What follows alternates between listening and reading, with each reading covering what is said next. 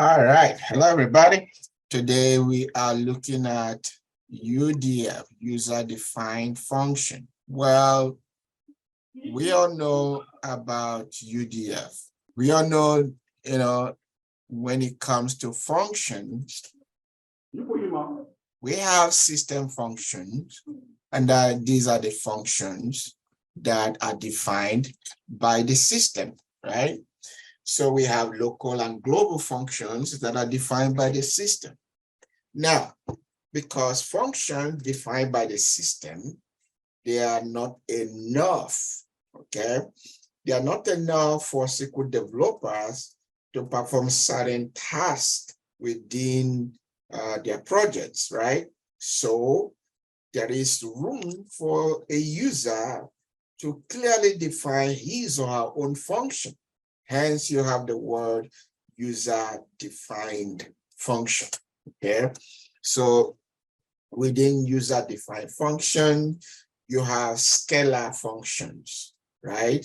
You have scalar functions, and that means they deal with one value, one column kind of thing. Then you have tabular functions, right? You have scalar function, then you have tabular function. So the scalar function usually will return scalar value for you, sometimes one single value or multiple values.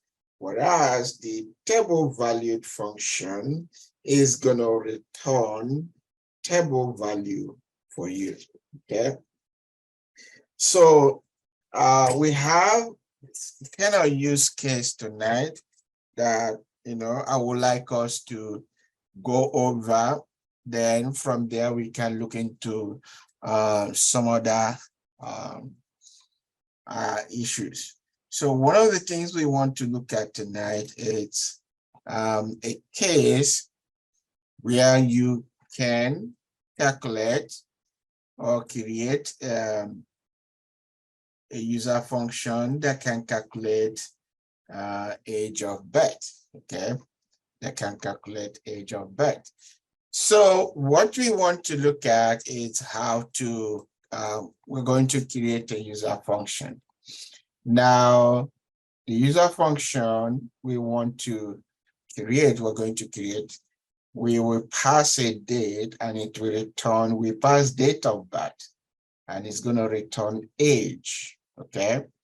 The function is going to return the age. So it's going to be a little bit of calculation.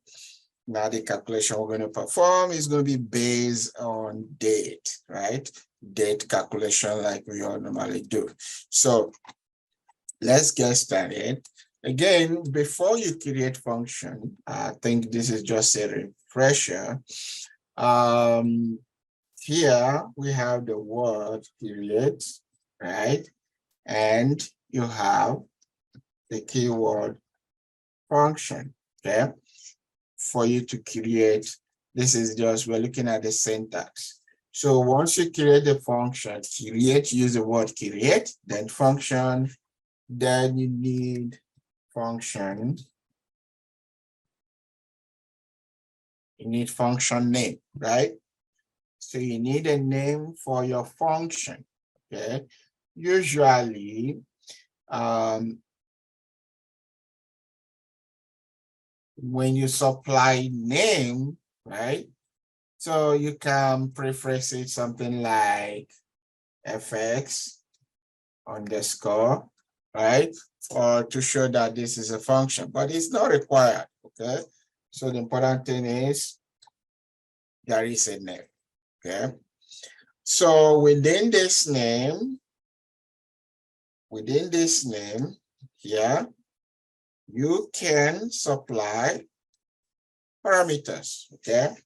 You can supply parameters. So you have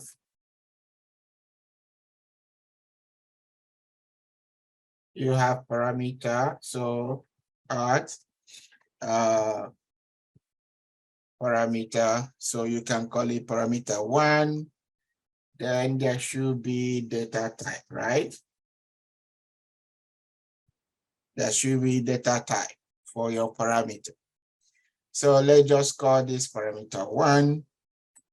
You can supply as many parameters as you like, okay? You can supply as many parameters as you like. So parameter 2, right? Data type, parameter 3, right? And or you can just simply say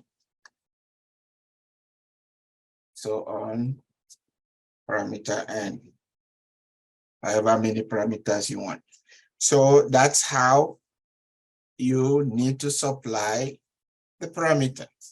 Okay, so once you define your parameter and the data type that the parameters are going to take, then you need to return something, okay? So you have the reward return, okay, or returns. What do you want to return, okay? What are you returning? Well, you have to supply the type, okay, the return data type. So return data type, okay? So you need to return data type. Now the data type could just be single value, right? That means scalar value, or it could be table you're returning. So it could be table. So you can also return a table value, okay? You can also return a table value. So either way, depending on what you want to return, okay? So once you determine what you want to return, then you have as keyword, okay? As, then you can supply the word begin. And once you begin something, then you have to end it, okay? So in here, you have to supply your query, okay? So once you have a begin, then you must supply an end, okay? So this is the framework that we're going to be building off of, okay? So whenever you want to create a function, you need something like this, the skeleton like this, okay? So again, you give the function name, whatever name you want, right? Then you have parameters. What parameters are you supplying? Okay, how many parameters are you going to supply? So once you determine the parameter you are going to supply, then you will be able to say, okay, this is what I need to do, okay? Are we good so far? Okay, so we need to move on. So looking at this case scenario here, we want to create a function. We want to create a function that will return age, okay? We want to create a function that will return age when we pass date of birth. When we pass date of birth, okay? So that is what we are going to be looking at, okay? Any questions so far? All right, cool. So with the same framework here, okay? This framework, now I need to supply function name, okay? Now I'm going to be making use of the data from this table.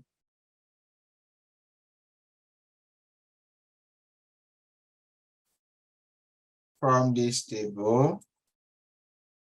Okay, so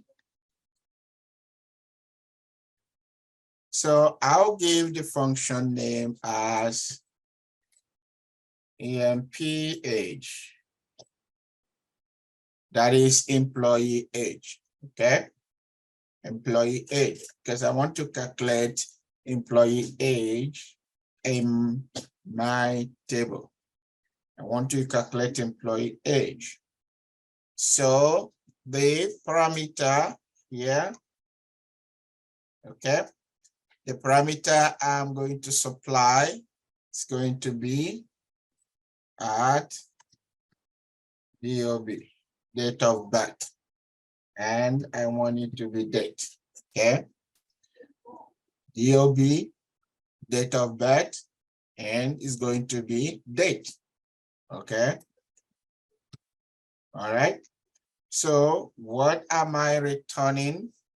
Okay, I want to return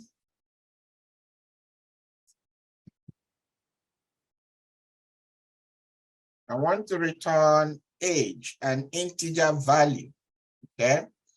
I want to return age, and that is a scalar value, right?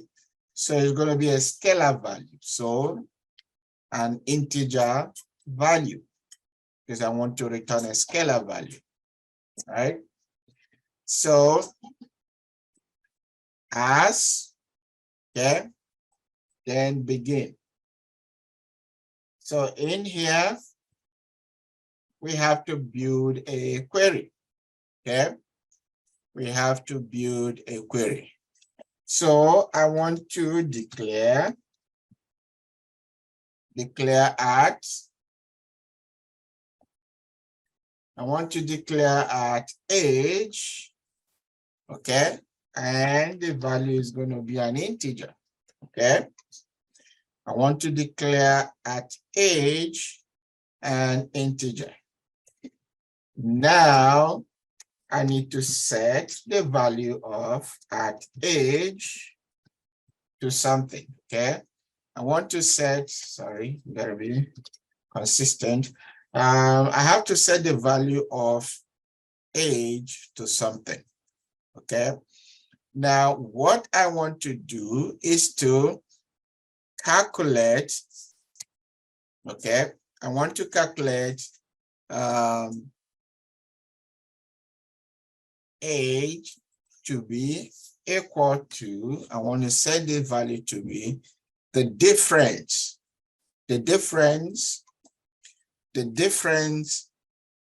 in year that is in my date of birth and today, okay? So it's going to look at the year of my date of birth and today's year, compare them, okay? If whatever difference is, that's what is going to give me as my year, right? That's usually how do you calculate year? You subtract current date from whatever date you are looking at. So let's just say we want to calculate the number of years between 2010 and 2023. You subtract 2010 from 2023, right? So the same concept. So in this case, we are using date diff, right? Date diff. So age will be date diff. Date diff. So usually you have to compare two things, right? Date diff will accept three parameters, right? It will accept three parameters. So I want year, comma. The second parameter will be whatever date of birth I am passing. Then the last parameter will be what? Get date, right? Get date. So that will be the date. So look at here. This on itself is a query, okay? So what is the selection here? Let's just say, for example, if you pass any date as your date of birth, right? Whatever date you are passing here, once you have that in here, then you should be able to calculate. Let's just say, this is what I mean. I'm just showing you. So assuming I say select, instead of date of birth here, I supply a date. Okay, I supply a date. Let's just say I have something like 10 09 20 2008, right? So if I select this, I have 15 years, right? What if I say 2023, okay? But instead of this, because we know we are not yet here, I use a lower date. Even if I use 01, 02 here. See here? Because I'm not up to a year, right? With this date, it's not up to a year, it's giving me 0. Okay, it's giving me 0.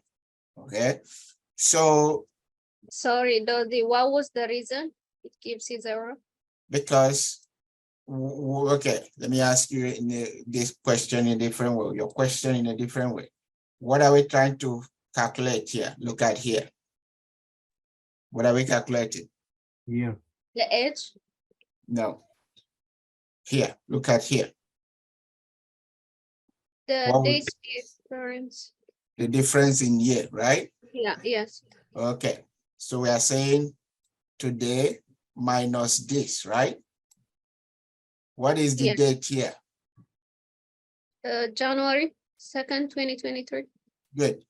So from January till current date, are we up to a year? Oh, it's not full year. Okay. So that's why you have 0. All right, cool. No, thank you. So now we have a framework. So, but this will not give us exactly what we need, right? It's not going to give us what we need.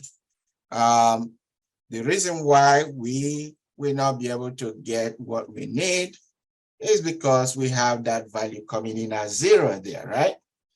So for us to be able to get a better result, we need to say whatever year you have here, whatever you are calculating, okay, we need to subtract this from, okay, whatever that is the current month, because we want to get the actual value. So again, I think the focus here also is not just you understanding fully the query I'm building tonight, but what we want to do is to build an understanding that we can use functions to perform different tasks.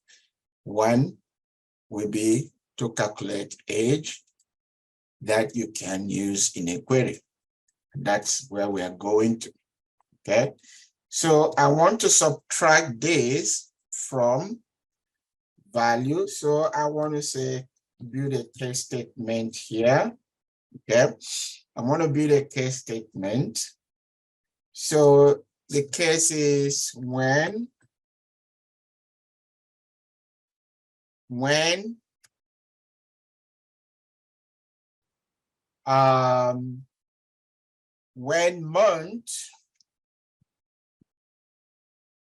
month of the date of birth, okay, when month of at date of birth. When that month, okay, whatever month you have in your date of birth, if it's greater, okay, if it's greater than the month, okay, of your get date, the month of your get date, whatever month you have as your get date, okay?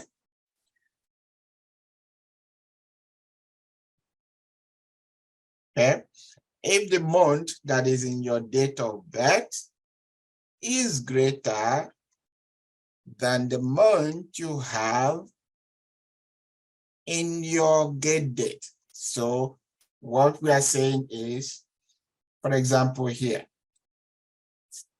okay, what we have here is what? What month do we have here? July. 7. July. What about here? February. February. Which one is greater? July is July. greater. Yeah, Okay. All right. So if this month here is greater than the get date, okay, or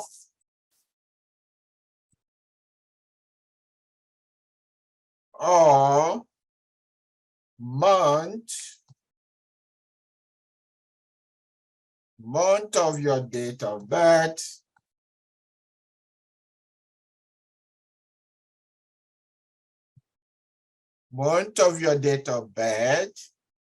it's equal to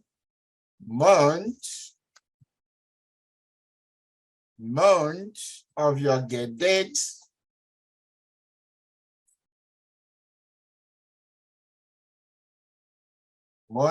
get date and okay, month of your get date and day. The day part of your DOB, date of birth, is greater than day. Okay. What day are we looking at? Get date, right?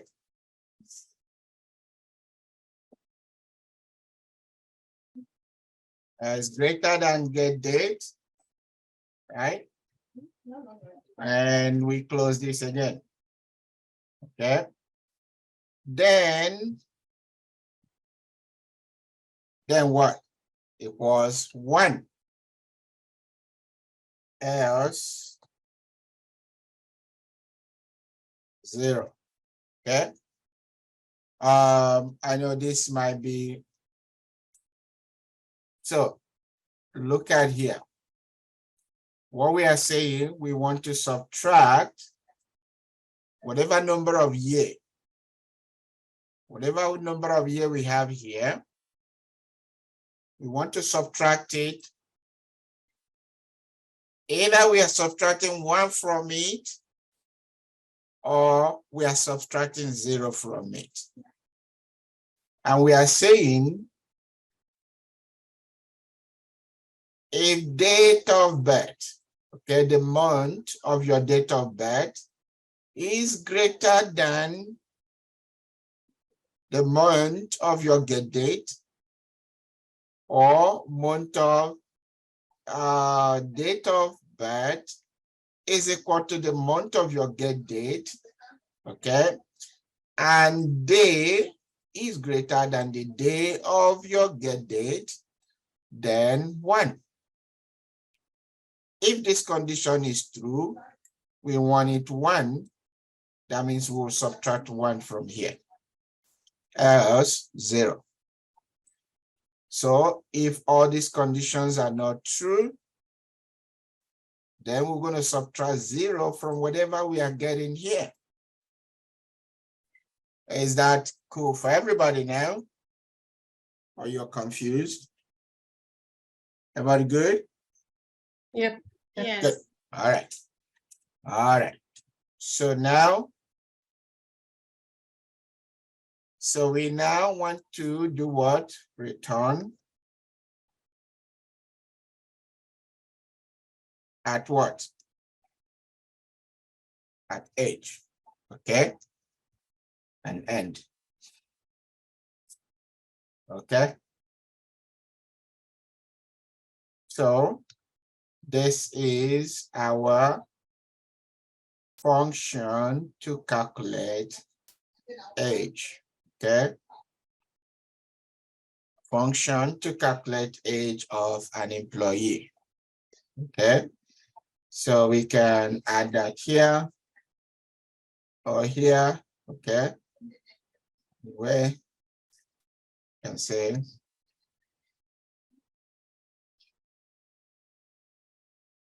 UDF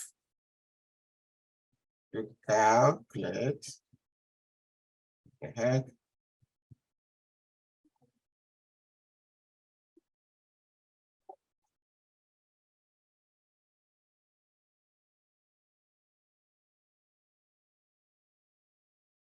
Okay.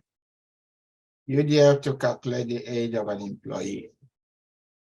Okay, so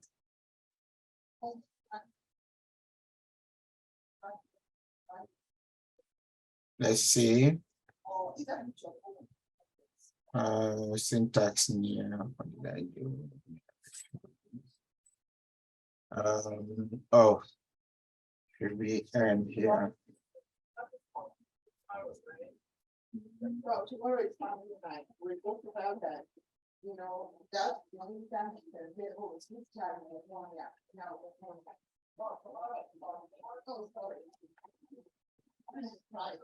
all right, so we have our age calculated.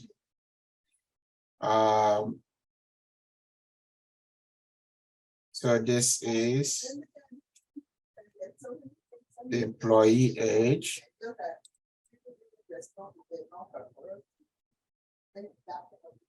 So to find this, so because it's a scalar function, we go on there. I need to refresh function. Oh, sorry, scalar. So this is the function, okay? So this is the function, the scalar function that we have just created. You only accept one single value, okay? One single value. Now, how do we call a function? Well, we simply select from function. But what you need to pay attention to is when you have a function, to call a function, it must be a two-part naming convention, right? 2 or 3 parts. A single part like this, the name only by itself will not work, okay? So if I say, for example, select, okay? If I say select, now let me just pass this age here, okay? You will see it will not recognize it, okay? Invalid column name called age. So, but if I say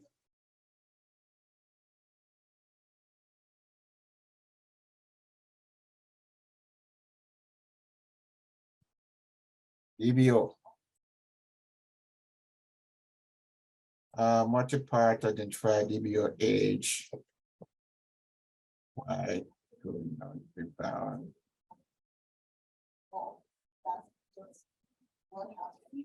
Hey, what's going on? Line 48.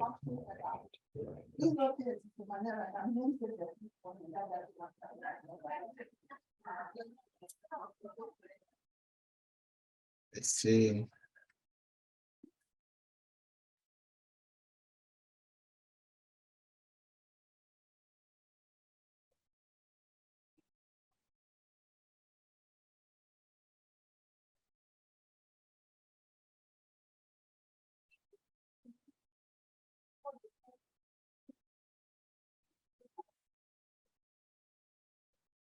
Okay, so let's go back here. Oh, shoot, I forgot what I didn't do. Okay, so with this, right? Again, this is correct because this is giving us 0. That's what we got before. But what if I have 20, 22 here? So 1 year. So it's saying that the age is 1 year. Okay. So the age is 1 year. Now, assuming I have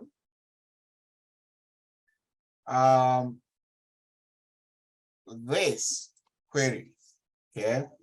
Let's just say now that I have built a function that I can use to calculate age and any of these table in this database, okay? You have to be specific. This database, any table that have age column, okay? Any table that have date column. It doesn't have to be date of birth, okay? I can use that column to perform calculation to find out the age. So how does this work? You can say they can give you query to find how old a particular product has stayed, right? How old is this product? That is age calculation, right? You know, how old is this thing? How old is that? So with a function like this, you can perform age-wise calculation, okay? So let's just say I have this data here, okay? This is the data I have.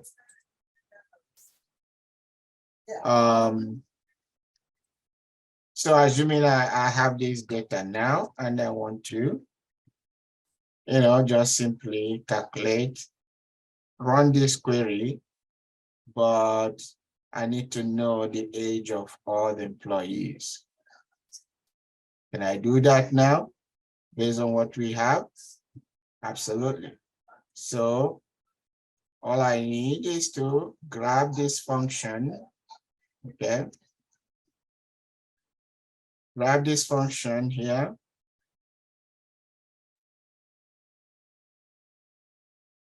Put it here. Then the column here is the OB, correct? So is the column. So for each employee, I'll be able to find out what their date of birth is, what their age. Okay. Can you see that? So this one has stayed 0. How long have this guy been in this company? Right? Or again, there are different problems you can use a function like this to solve, like the age of an employee. For example, you might have a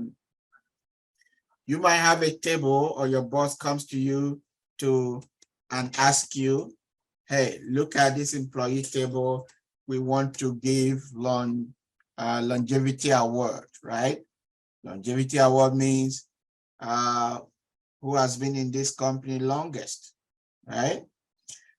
So whoever that has been in this company longest, so we'll give them longevity award. So with this, you can find out how long they've been in the company by using a function like this. Okay, you can use this function to calculate how long. That means how old, right? So you pass the date of the employee, the joining date, when they join the company, then it will tell you how many years they've been in that company. So we can call this as what? Age. Okay. So we call this as age. Or EMP age, employee age. All right. Are we good on this? Yes. Yes. Yes. So again, the important thing here is to understand the use case, because that's the most important thing, the use case for what we are doing, okay? Not only are you just calculating age, but with a function like this, right? As you can see, I'm able to use that function in a query, right? So I'm using that function within my query to now calculate the age of all the employees within the table. Another use case is, how long has this person been in this organization? How many years have you served, right? So these are some of the use cases, all right? Or how long has this product been with us? So there are so many things you can solve, so many problems you can solve with a function like this. So once you understand, you're able to write a simple code like this, then you can compile it as a function, be able to reuse it over and over, okay? So let's go over this one more time.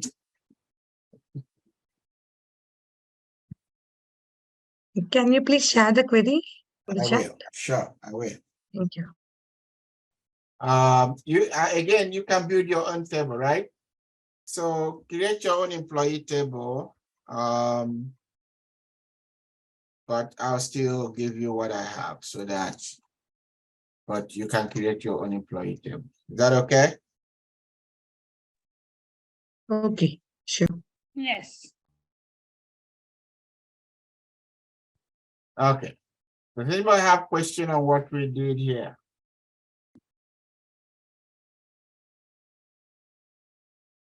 Everybody?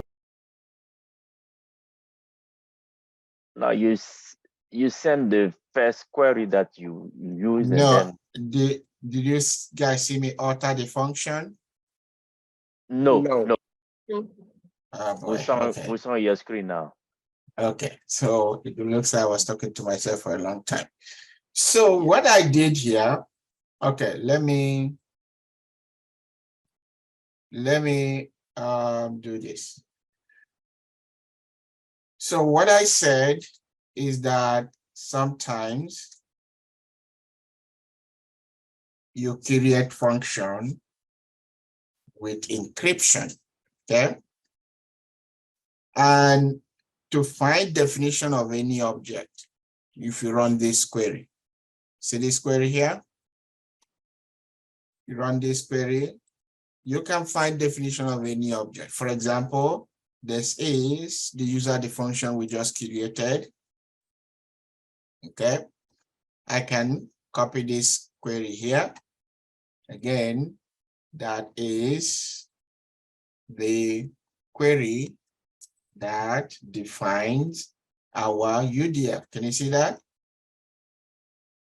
So with this query right here, I'm able to see the object definition, okay? However, if I alter this function and I say with encryption, okay? So the definition is going to be encrypted, right? The definition will be encrypted. So let's do that with encryption. All right, this is done. I'm able to run my query as usual. I'm able to get my result. However, look at this. This is null. I'm not able to see the definition anymore because the function is encrypted. So what is the usefulness of this? Well, someone who doesn't have access to my database, but able to run the query, right, will not be able to see the definition. Maybe there's something I'm hiding, right? Maybe there are some sensitive columns that I don't want to expose to someone who shouldn't be exposed to it. Okay, so I'm able to encrypt my UDF, encrypt it, so that someone who doesn't have access to the definition or shouldn't have access to definition will not run select definition query to see the definition of my UDF. Okay, so that's one useful purpose for encrypting your what do you call it? Encrypting your UDF. Any question on that? Are we good with? Sorry, can you explain that again? All right.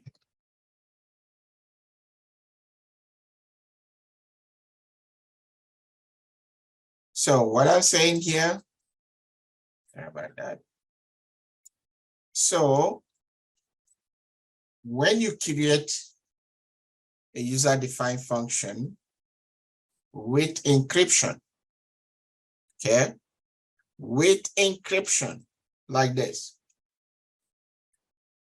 then someone or anybody cannot run a query like this and get, what is that query?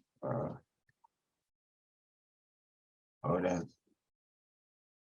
So we cannot just run this query and get the definition. Look at this. I want you to look at this. What do I see here? Definition is what? Null. But if I go here, I can do what? Script it out. Can I see that?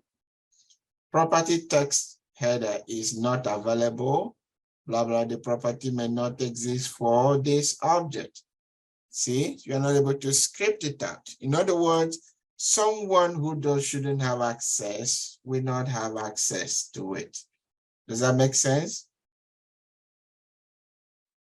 Creator author, let's try. And you go.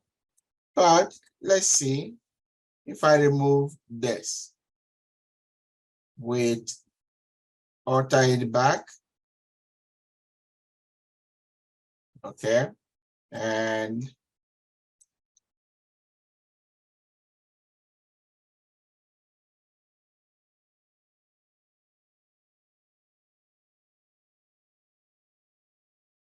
by author with encryption.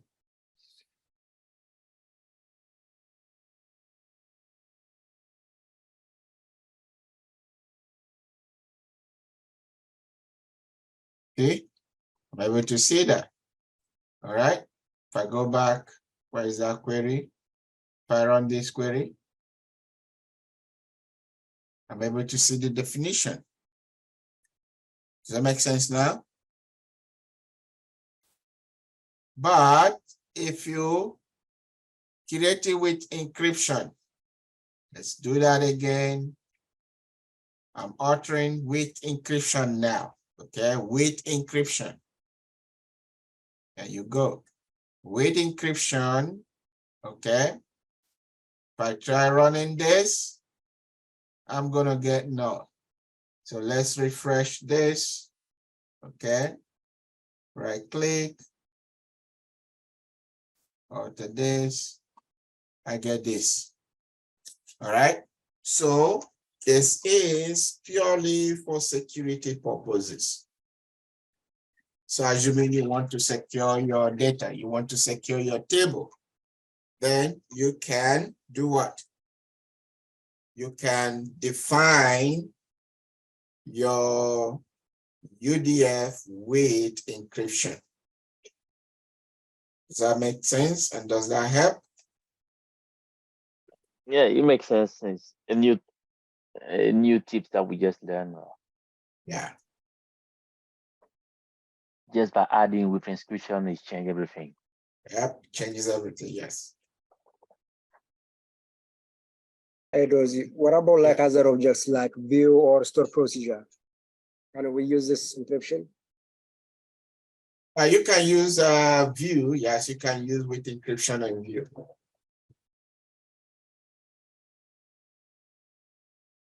Then you also can use what is called schema binding, right?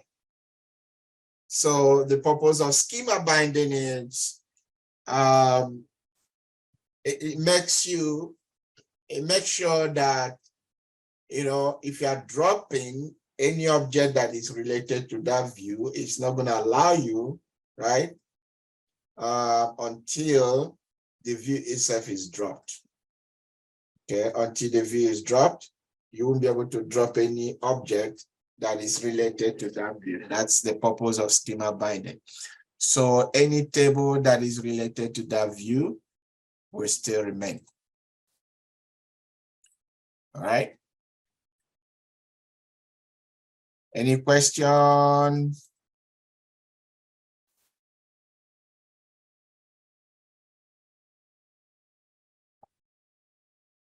All right, guys, it's hot in California. So I gotta drink water, stay dehydrated.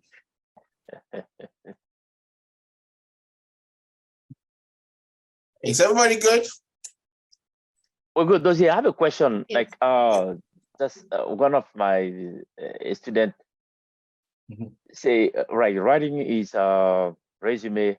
You know, he put like for experience, he put Colaberry, and then for where he got his certificate to, he put Colaberry. So he was wondering, is this something that you have to do because it's kind of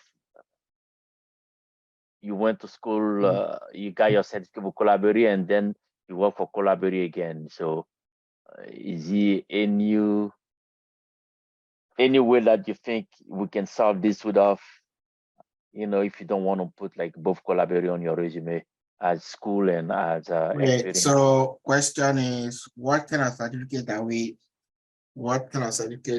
talking about? Oh, if part of his certificate is a data analytics certificate. So I don't know if one of my question was, do you have to mention this where you get your certificate from on your resume? No, you don't want to put a Colaberry certificate in your resume. Why do you want to put that?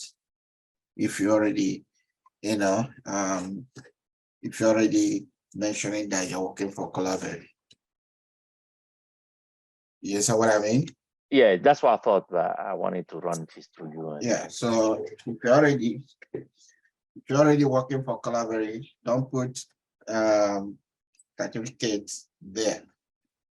Yeah, because it doesn't make much sense for you to now put Colaberry certificate.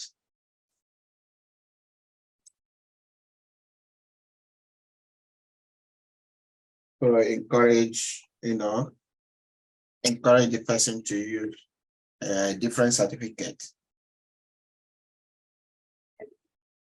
Okay. Yes, okay. Thank you. Mhm. And what track is the person?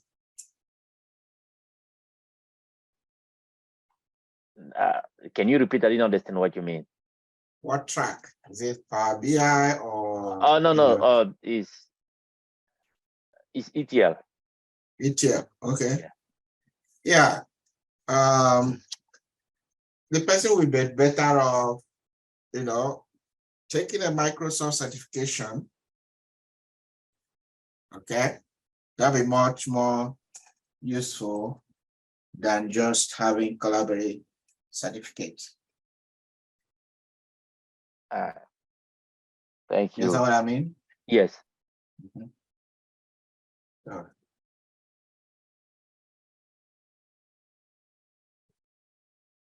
all right. Does anybody have questions?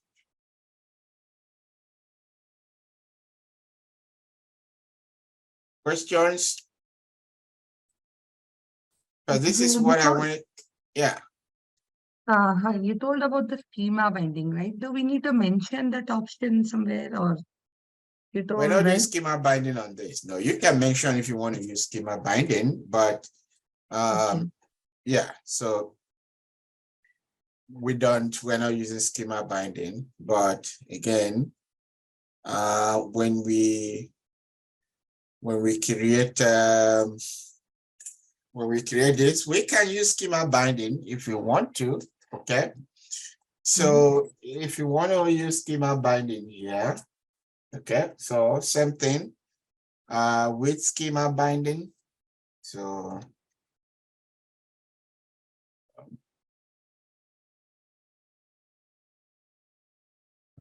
schema.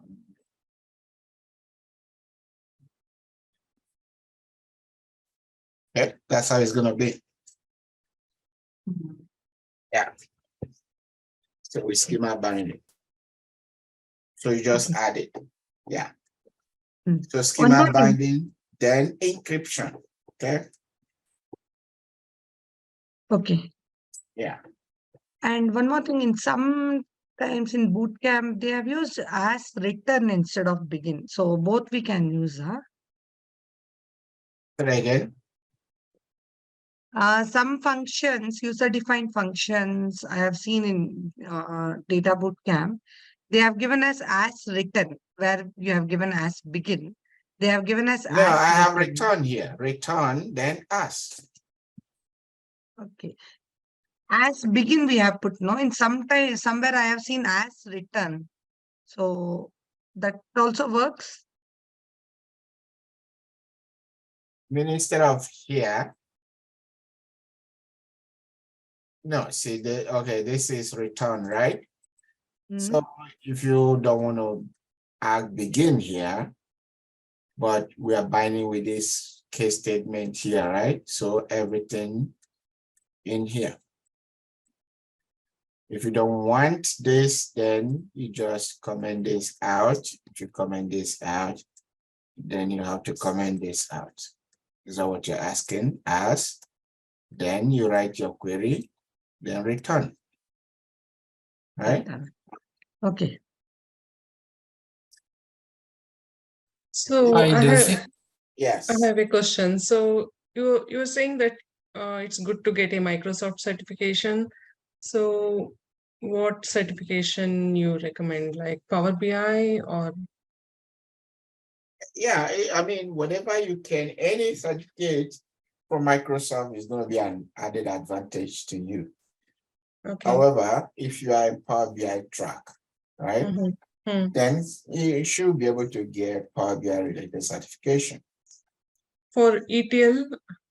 For ETL, if you add some kind of cloud certification, okay, like say Azure, Oh, okay. Fundamental.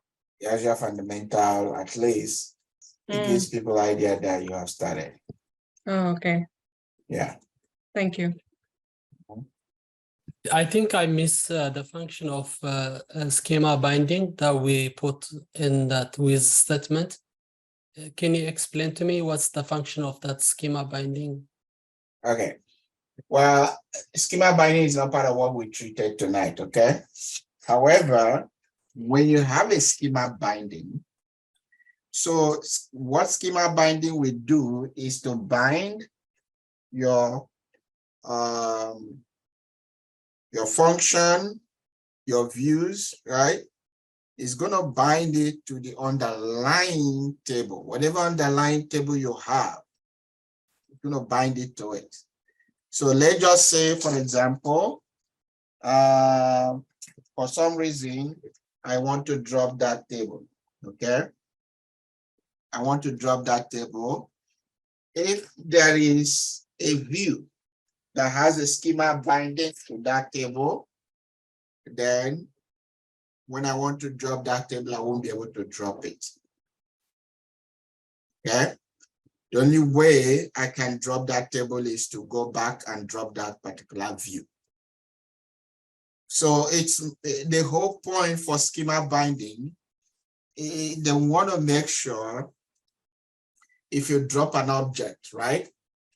Whatever that is referencing that object doesn't continue to exist. So let's just say I have a table, employee table, and I have employee view, right? The employee view is pulling data from the employee table, and I drop the employee table. Now, the view is useless, right?